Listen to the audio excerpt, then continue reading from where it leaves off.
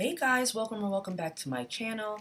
It's Natasha, for those of you who are new here, aka Wellness Diva Chronicles Keto. Welcome or welcome back.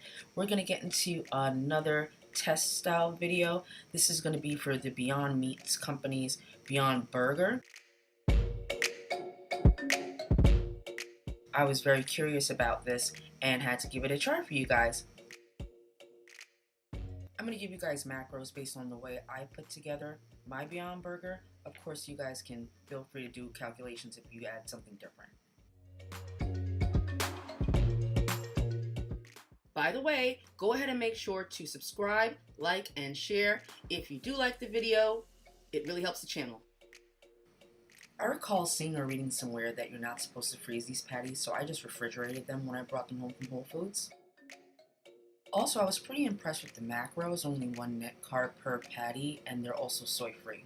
The patties I snagged are the Beyond Burger 2.0. The pre-made burgers come in a 2-pack for about $5.99.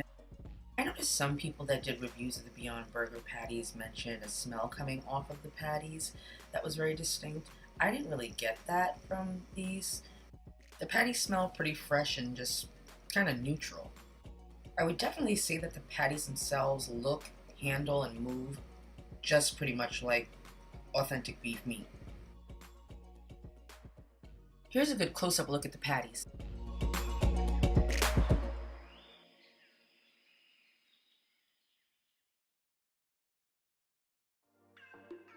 After examining the patty for a bit, I went ahead and got to seasoning the patties and ended up seasoning them overnight. So I went ahead and seasoned the plant-based patties with some Redmond's Real Salt, Flavor God garlic lever seasoning,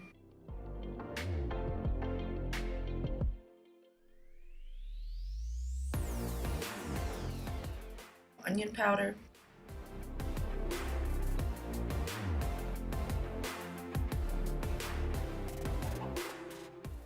sprinkling of black pepper. Then you of course want to flip the patties and season the other side.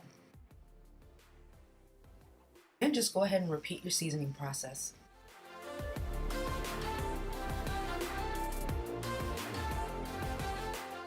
And set the patties aside to let them marinate and set up for a bit, and then I'm going to make a keto bun that'll work for the burgers. I'll add the exact measurements for the keto bun. I kind of just did this one freehand. I'll add that down in the description box below.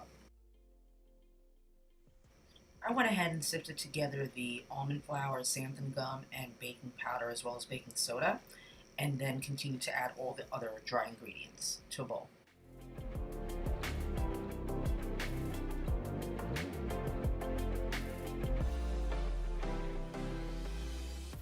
I added about a 1/4 teaspoon of real salt to the dry mix.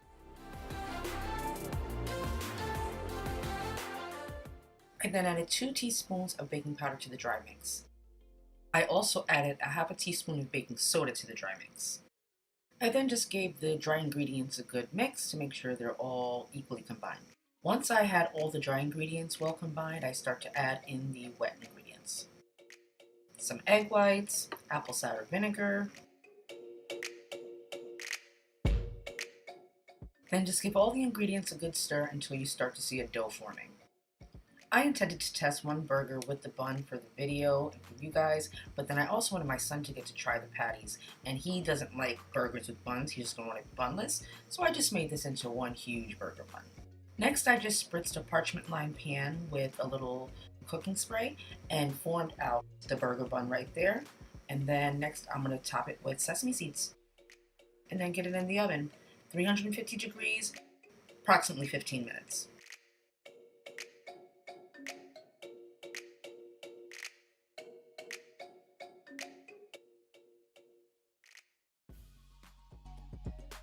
I warmed my non-stick skillet over a medium-high heat, gave it a good spritz with the olive oil non-stick cooking spray, and then started cooking the Beyond Burgers once I felt that the pan was hot enough.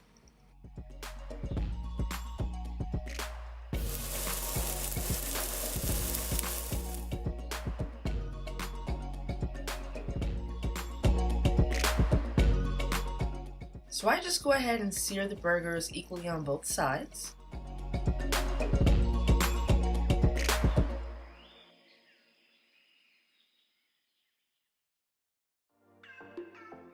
So here's a look at the plain seared Beyond Meat patty. And here's a shot of the inside of the patty once it's been seared. It looks pretty much like beef. I then added the 365 plant-based cheddar cheese to one of the burgers. Make one a cheeseburger and then leave one plain for my son.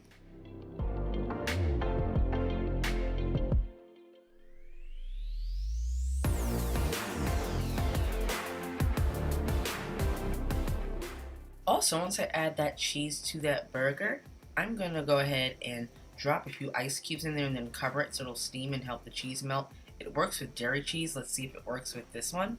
I'd have to say that I thought the cheese melted beautifully. It really held up to all the promises it was making on the packaging, and it is the real MVP of this whole tutorial. I could have eaten that with just like the lettuce, tomatoes, and not the Beyond Burger, but that's just me. Went ahead and brushed a little bit of buttery coconut oil in a cast iron pan and just toasted my buns. Then it was time to assemble the Beyond Meat Keto Burger, put it to the test, see if it's worth all the hype, my thoughts, and how it turned out. I went ahead and slathered some Hellmann's mayonnaise on my toasted buns. If you guys wanted to make it a completely vegan meal, you could go ahead and use something like Vegenaise. There are a lot of options now at Whole Foods and maybe even Trader Joe's, so just keep an eye out if that's something that interests you. I then had to add some of my favorite pickles, my Bubby's Kosher pickles, along with some red onions and iceberg lettuce. You can use butter lettuce too, or whatever you prefer, along with some delicious tomatoes to add a little acidity to the whole sandwich.